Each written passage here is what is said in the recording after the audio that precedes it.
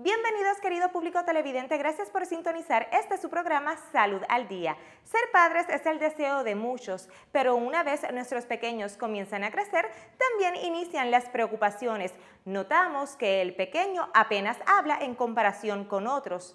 También percibimos que rechaza ciertos alimentos, pero ¿qué es normal según la edad de nuestro infante? ¿Cuáles son esas señales que debemos tener en consideración para buscar ayuda?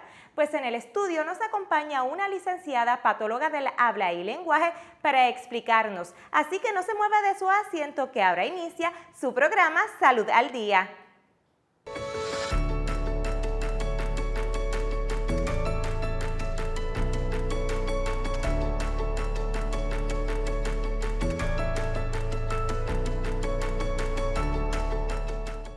Y hoy en el estudio nos acompaña la licenciada Glorimar Román Beltrán, a quien le damos una calurosa bienvenida, y es patóloga del habla y lenguaje, ¿correcto? Sí, es correcto. Le damos la bienvenida, gracias por habernos acompañado y haber aceptado esta invitación, así que bienvenida sea. Gracias a ustedes por la invitación en esta noche, ¿verdad? Claro, es un placer. Licenciada, quiero iniciar el programa que muchas veces, como dije en la introducción, el mayor deseo de muchos es ser padres.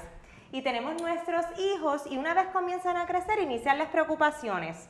Y parto de esto porque vemos que el pequeño llega al año y medio, 2 años, y notamos que quizás habla muy poco. Y empezamos las comparaciones. Ay, pero el niño o la niña de fulana dice tantas palabras y es más pequeño. En otros casos notamos que empiezan a rechazar ciertos alimentos. Pero vamos a ir por partes para ir desmenuzando la cosita y vamos a empezar con lo que es el área del lenguaje. ¿Es lo mismo cuando yo digo, mi hijo tiene problemas del habla y lenguaje, o son dos cosas distintas? Son dos cosas diferentes. El habla, vamos a estar viendo más la parte mecánica, la parte de la fluidez, la parte de la voz, la parte de la articulación de los fonemas, y el lenguaje es algo más cognitivo, donde vamos a estar viendo vocabulario, cómo hacemos las oraciones, cómo el niño se expresa, ¿verdad? Cómo pregunta, así que son cosas diferentes y se evalúan de forma diferente. Podemos ver un niño que tiene problemas de habla y los padres me dicen, es que él entiende todo, él me responde todo, él busca todo lo que yo le digo, pero no me habla. Entonces ahí vamos a ver que no necesariamente es algo de lenguaje, sino es algo de cómo articulamos o cómo producimos ese mensaje. Ay, qué bien que nos explica eso. Y entonces les quiero preguntar, partiendo de esa premisa que entonces quizás no nos habla, pero entiende los comandos que le partimos, ¿desde qué edad los niños se pueden empezar a comunicar? Porque si me preguntas a mí, yo diría, desde que son bebés, porque ellos empiezan con el llanto. Si tienen hambre, si tienen sueño, hay que cambiarles el pañal.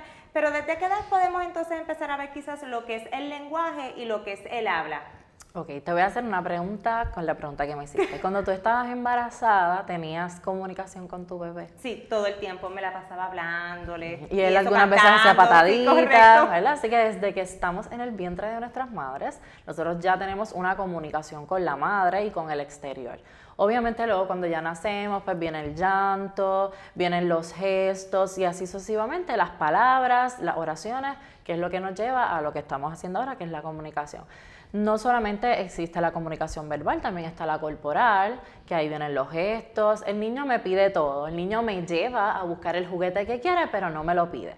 Así que no solamente nos vamos a estar comunicando con palabras, sino con gestos, y desde el vientre de nuestra madre lo podemos realizar. Que a lo mejor ellos inician ese proceso de comunicar con gestos, tal vez desde que empiezan ya tal vez 9, 6, 7, 8, 9, 10, 11 meses, 12. ¿Desde qué edad ellos deberían entonces comenzar a decir quizás varias palabras? 14 a 18 meses, desde el año. ¿Desde qué edades ustedes entienden? O sea, es que deben empezar, que se debe tener entonces un aproximado. Bueno, desde los 10 a los 12 meses ya el niño debe estar entre 1 a 3 palabras. Hay otros técnicos y otros estudiosos que ponen 1 a 5, depende del estudioso que ¿verdad? Usted esté leyendo. Pero entre ese, ¿verdad? Entre ese range, ¿verdad? En esa palabra, es que vamos a estar viendo cómo los niños se comienzan a comunicar con palabras. Ya luego, cuando ellos van creciendo, entre los 15, 18, pues seguimos aumentando hasta que ya llegamos a las oraciones entre los 3 y los 4 años. Los 3 y 4 años, entonces ya ellos deberían estar formulando oraciones. Ya deben estar formulando oraciones. Un niño, oraciones. por ejemplo, de 2 años, que mamá diga, es que él casi no me pronuncia palabras, pero a lo mejor dice 25 o 30 palabras. ¿Se considera normal o se considera que está debajo o está promedio? Bueno, un niño típico que tenga 2 añitos y diga 25 palabras se considera que está por debajo del promedio. Entre los 18 o 24 meses ya estamos con las frases y debemos tener un vocabulario más extenso, entre 50 a 70 palabras, y semanalmente el niño debe estar aumentando esa verbalización. Así que si tenemos 2 añitos ya debemos estar comunicándonos en frases. Perfecto, que entonces esa es la parte de las palabras. Y en cuanto a gestos, ¿hay algunos gestos que los niños deban entonces, nosotros como padres, tenemos que estar alerta que el niño haga como que dame, toma?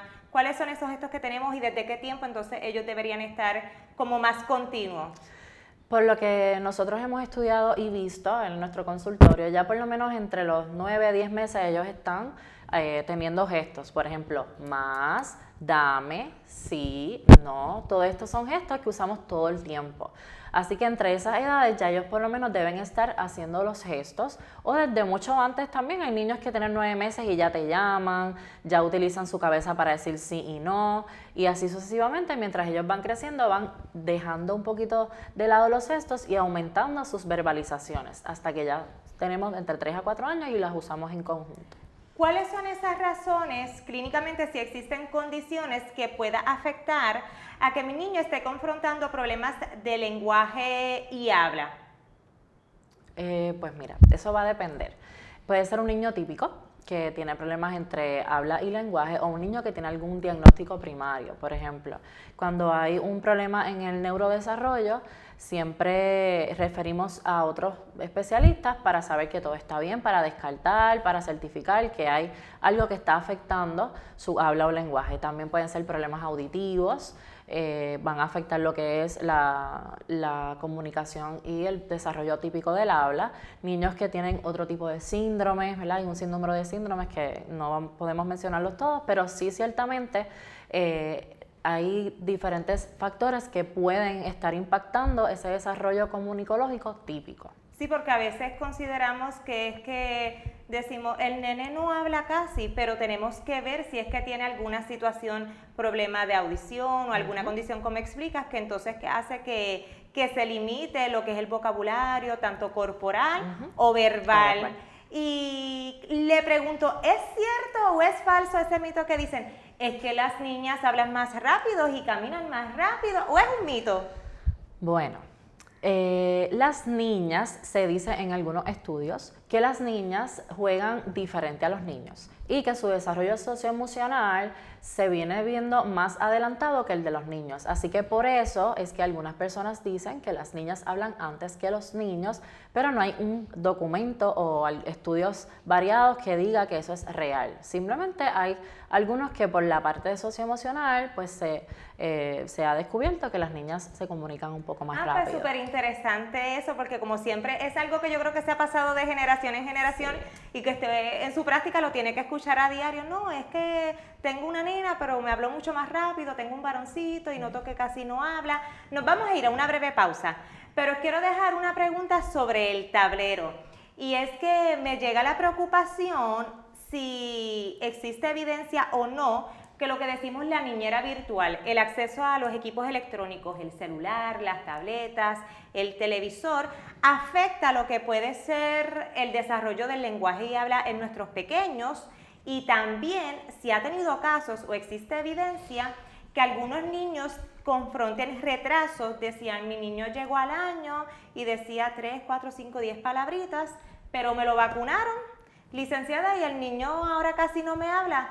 ¿Será que existe evidencia? No me lo diga ahora, me lo dice luego de la pausa. Y recuerda que nos puedes buscar en Facebook bajo Más CBPR Canal 23. Regresamos en breve.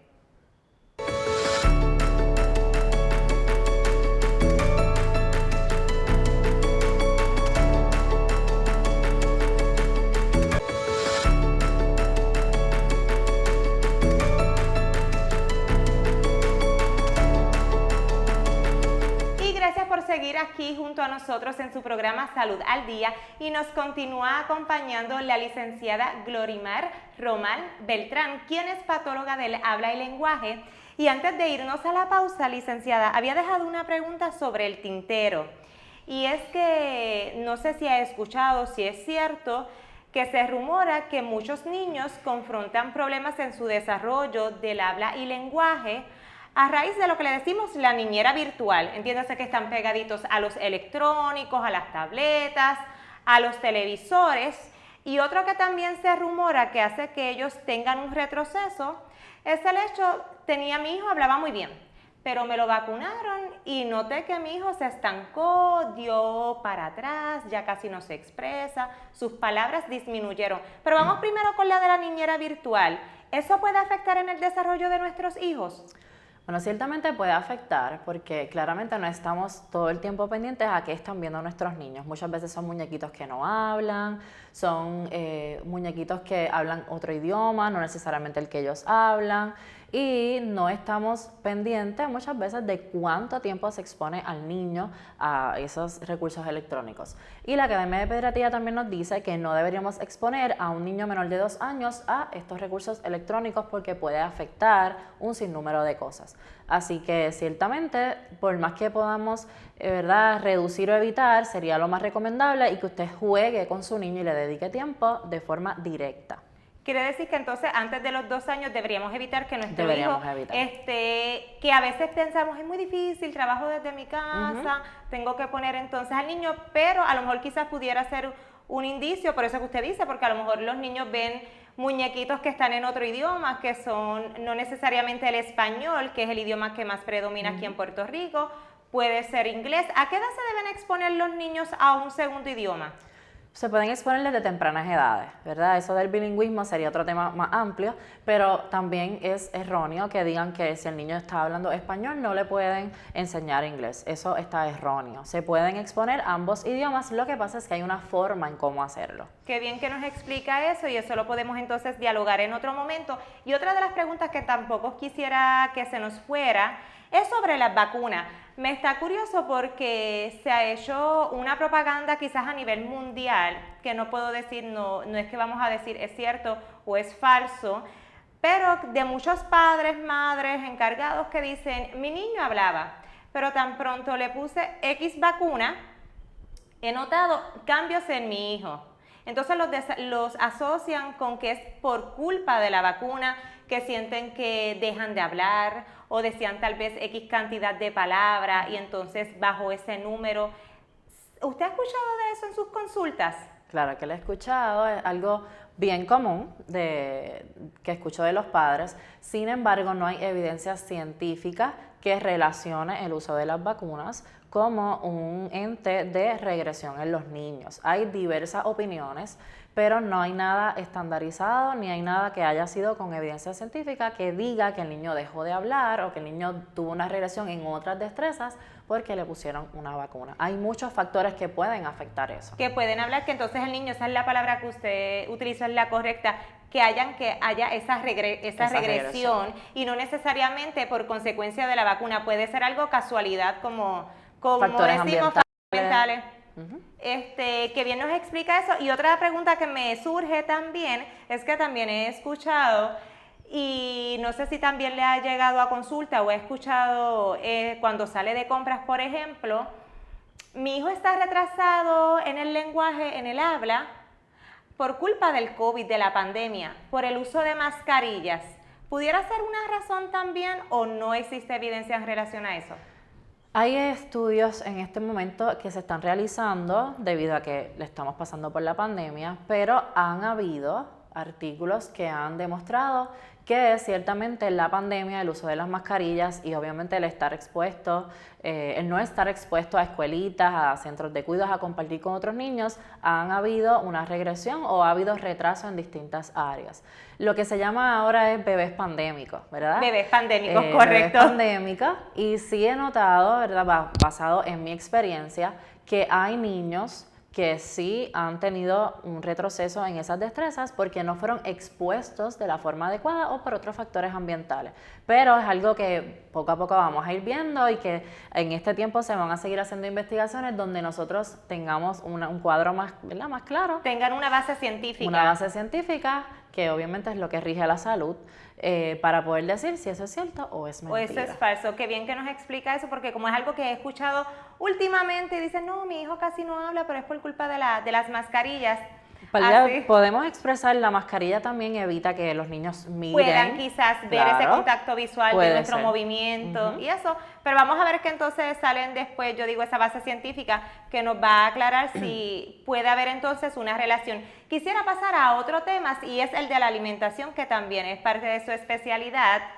Y es que a veces notamos que nuestros hijos tienen rechazo a los alimentos. No me quieren comer esto, otro. Pero muchas veces se nos olvida que cuando nosotros empezamos a introducir lo que es los sólidos, ellos tienen que cumplir con ciertas características, o al menos eso es lo que yo tengo conocimiento. Usted es la experta en el habla y nos puede explicar, y quizás el público televidente en su casa dirá, pero que yo tenía a mis hijos desde pequeños y le daba comida desde los 6 meses. ¿Cuáles son esas señales que tenemos que estar alerta de que mi hijo cumple o no? Bueno, hay diferentes señales. Lo importante es que tenga interés por los alimentos, ¿verdad? Una buena postura. Hay ciertos factores que todavía dicen, y ¿verdad?, expertos que dicen que tiene que tener un control completo de torso. Hay niños que no se pueden controlar completamente, así que uno le da unos apoyos, porque si no, estamos retrasando demasiado la alimentación. Pero, por ejemplo, el interés por los alimentos es bien adecuado, o sea, y que sea adecuado y es bien importante. Hay otros componentes, pero para mí el más importante es que el niño tenga interés en la comida y que obviamente tenga 6 meses o esté en ese range de edad. Y eso del torso es que se mantenga derechito, sí, obviamente que evitamos que abra la boca, que tenga interés por los alimentos, que lo busque, que abra la boca, que lo sujete y se lo lleve a la boca. Y la parte que es para controlar el torso es para evitar asfixias.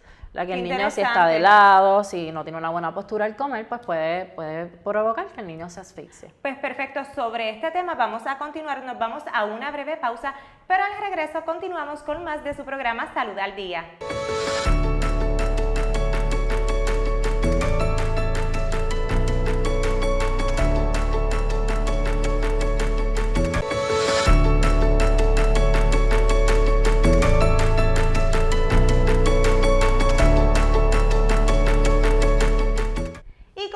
Aquí en su programa Salud al Día. Y licenciada, vamos a continuar con esos temas de los alimentos en nuestros pequeños. ¿Cuáles son esas condiciones, trastornos que pueden afectar que nuestros bebés rechacen alimentos? Okay. Algunos factores que pueden estar interviniendo en esta ingesta de los alimentos pueden ser reflujo, problemas estomacales, problemas médicos, ¿verdad?, problemas sensoriales, cómo nosotros somos capaces de poder integrar todas esas sensaciones, dolor, vómitos, o sea, todo eso puede estar interfiriendo en la ingesta de los alimentos y en la aceptación de los alimentos. Me parece súper interesante porque a veces pensamos que es que el niño es mañoso. Decimos, no, es que es mañoso, pero pueden haber otras consecuencias médicas que entonces pueden llevar a que ese niño rechace el alimento. ¿Y cuáles son esas señales de alerta que nosotros como papás tenemos que tener en consideración de que algo no anda bien ya con la alimentación de nuestros hijos? Bueno, algunas señales que el niño reduzca significativamente sus destrezas de alimentación, reduzca su ingesta de los alimentos. Por ejemplo, solo quiere comer arroz, solo quiere comer pasta, solo quiere comer dulce. Hay que ver qué está sucediendo, evaluar, referir a expertos en el tema y que ellos nos puedan ayudar a identificar qué es lo que el niño necesita y por qué ha reducido su lista de alimentos. ¿Desde qué edad, desde qué tiempo nosotros podemos empezar a notar esos cambios? Que vemos que el niño tiene rapidito, tan pronto empieza a crecer el año, 2 años, o hay casos porque podemos decir al año, a los 2 años, no, es que él no come esto, y a lo mejor pasa 3, 4, llega a los 5 años, y es cuando decimos, aquí hay algo raro. ¿En qué momento nosotros podemos...? Bueno, desde que nosotros hacemos la introducción de los alimentos, ya vamos a tener señales que algunas veces ignoramos, pero señales del niño en que nos está diciendo no me gusta esta textura, no me gusta este alimento, no lo puedo manejar, no lo puedo ingerir. Desde esa temprana edad, por ejemplo, 6 meses, 7 meses, ya uno puede estar alerta y uno puede estar buscando ayuda para su niño. Mientras más rápido intervenimos, mejor. Qué bien que explica eso, porque quizás en nuestros tiempos era muy común escuchar, te lo tienes que comer todo. Si no te lo comes, no te levantas de la silla. Correcto. No se puede botar comida porque en otras partes del mundo los niños están pasando hambre, y muchas veces quizás ese desconocimiento de nosotros como padres, de querer que nuestro hijo coma, que esté saludable, los obligamos a aceptar alimentos y obviamos que puede haber entonces una parte quizás sensorial, textura. ¿Qué momento ustedes dicen, este niño como que llegó un poco tarde? ¿Qué puede ser tarde para ustedes a la hora de que un pequeño le llegue a su oficina? A mí no me gusta decir que es tarde, porque siempre hay una solución para cada caso, o nosotros intentamos tenerla. Como dije ahorita, es mejor intervenir inmediatamente, ver la intervención temprana. Yo soy promotora de la intervención temprana, pero no te puedo negar que me llegan desde tempranas edades hasta jóvenes de 19, 20 años. Wow, 19, 20 años, que uno pensaría que son esos casos, pero mire, me parece impresionante. Nosotros como papá, ahora regresando un poquito al tema de que le decimos a nuestros hijos, si no te lo comes, no te levantas, te castigo, no vas a tener los electrónicos. ¿Cuáles son esas cosas que nosotros debemos evitar y no decirles? No debemos chantajear al niño, no debemos amenazarlo, porque justamente ahí estamos haciendo y creando una relación negativa con los alimentos. Qué bien que dice eso, que es una relación negativa. Es una relación negativa con los alimentos, y si no me como esto, no voy a tener lo otro. Así que ahí el niño no va a comer porque le estamos quitando privilegios, simplemente va a ver la comida como un momento de estrés y la va a relacionar con un momento negativo en su vida. ¿Y cómo podemos, tal vez, si existe algún truquito, alguna técnica, de nosotros empezarle a presentar o introducir los alimentos a nuestros niños? Tal vez ya pasó los 6 meses, tiene el año, año y medio, pero queremos que tenga una variedad de alimentos, quizás más frutas, vegetales. ¿Cuáles son esos truquitos, si es que existen? Bueno, podemos variar la presentación de los alimentos, tal vez poner colores, hacer recetas juntos, ponerlos a ellos mismos a que puedan crear sus propios alimentos, siempre y cuando que sea con supervisión del adulto. Lo importante es que este momento de comer sea algo en paz, que sea divertido, que sea dinámico y que no sea bajo amenaza. Hay un sinnúmero de cosas, platos, cucharas, vamos a decorar la comida de esta forma, vamos a introducir los alimentos, ¿verdad?, de una forma más respetando al niño, pero lo importante es que no sea obligando, rechazando o amenazando al niño. Y yo creo que esto es algo que se pasa ya de generación en generación, porque yo lo tengo que decir que en ciertos momentos le he dicho al nene, pues si no te lo comes, no hay entonces electrónicos, y quizás es una forma negativa, que bien que lo explica, para entonces no hacer esa relación y aceptar que si el niño no los quiere, simplemente no los quiere. Y licenciada, no quisiera que este programa se terminara sin que usted nos brindara esos consejos, esas cositas que podemos hacer en casa. Nos dijo lo de los alimentos, pero que otras cosas que nos permitan y nos ayuden a nosotros como padres, tíos, encargados, ayudar en el desarrollo del niño, porque esto es mucho más complejo. Quizás pudiéramos tener aquí un programa de 2 horas hablando sobre lo que es desarrollo motor, fino, grueso, pero cuáles son esas quizás cosas básicas que nosotros como papás no hacemos, pero podemos integrar y nos ayuden con nuestros hijos. Bueno, lo más importante es el juego. En el juego es que está el aprendizaje, y yo siempre le digo a los papás, el trabajo del niño es jugar. El niño va a tener ese aprendizaje, ¿verdad?, dependiendo del juego que tenga en el día. No tiene que ser todo el tiempo un juego estructurado, no tiene que ser todo el tiempo sacar ese momento del día para jugar de X o Y forma, pero sí exponer al niño a diferentes experiencias enriquecedoras, tanto con ustedes como padres, como con otros familiares, y jugar. Para mí jugar es lo más importante, y el poder demostrar esa atención que nosotros debemos darle a esas necesidades que tienen los niños. Y si usted no lo puede hacer, buscar ayuda y buscar los mejores recursos para que su niño se pueda desarrollar. Sí, porque muchas veces decimos, estamos bastante ocupados, pero creo que podemos sacar 15, 20 minutitos, 1 hora, que muchas veces los perdemos en las redes sociales. Y ese tiempo que perdemos quizás viendo algún videíto, que no es que no se pueda hacer, porque también tiene que sacar su tiempo para distraerse, pero también sacar ese tiempito para sentarme con el niño, a explorar, a hacer diferentes actividades. que les permitan entonces a que ellos crezcan. Licenciada, ¿dónde el público televidente le puede contactar? En las redes sociales y número de teléfono para citas y evaluaciones. Para mis números telefónicos son 787-781-2034 y mis redes sociales es feeding.speech.pr. Puedes repetir el número de teléfono, aunque va a aparecer en pantalla, pero para... Claro que sí. Claro. 787-781-2034. Muchísimas gracias, esperamos que este programa haya sido de ayuda, ya sabe dónde puede contactar a la licenciada, así que esté pendiente de esas señales de alerta que nuestros propios hijos nos dan y esas banderitas para que, como bien usted dijo, a tiempo todo tiene solución y se puede resolver, así que gracias por sintonizarnos. Recuerden que nos pueden seguir en Facebook bajo Más TVPR Canal 23, también nos pueden buscar en YouTube bajo Más TVPR y los espero la próxima semana.